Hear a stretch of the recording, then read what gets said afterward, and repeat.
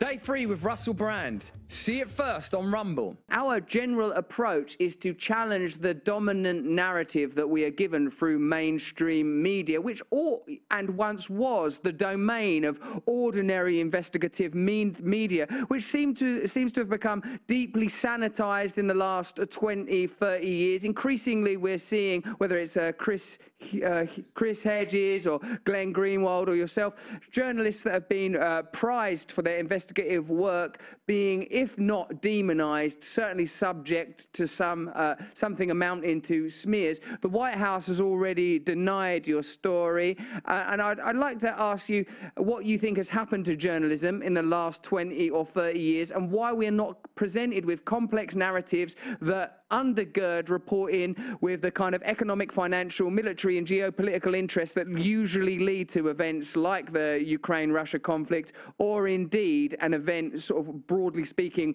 within the remit of that narrative, like the Nord Stream pipeline sabotage. Well, I think one of the problems, look, you're throwing the ball to me. This is all I brood about a lot, because I worked at the New York Times in the 70s and had a great time, was never sort of blocked from writing stuff. The bottom line is that I think what a secret source now is for the people, many of the people who write for the major newspapers, is a press secretary who, says, come over here, I'll tell you something a little different than I've told the other guys.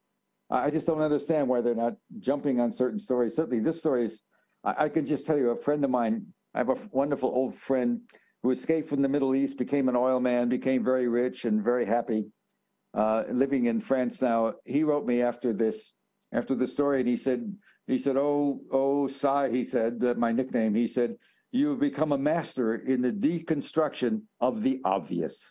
I mean, what was so hard about this story? We know Russia didn't do it, because if they wanted to, they could turn a valve.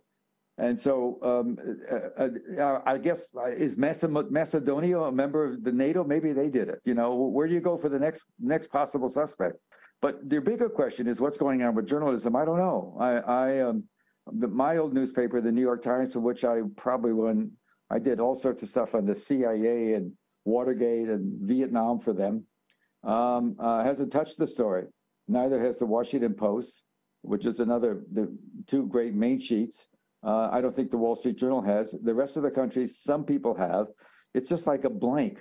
It's like, it could be as simple as this. We're coming off the Trump years, and we made big divisions in the media. We're either going to be for or against Trump. It could be the same sort of dichotomy plays out. We're now in the Trump corner.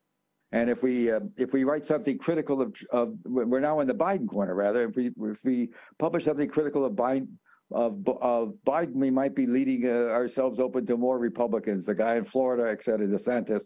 I don't know what the fear is, but it can't just be about the fact that I don't name sources. I spent 9 years at the New York Times writing about the CIA going after Allende and going and all that stuff, killing people abroad without naming sources. I mean, either trust what I do or you don't. Stay free. See it first on Rumble.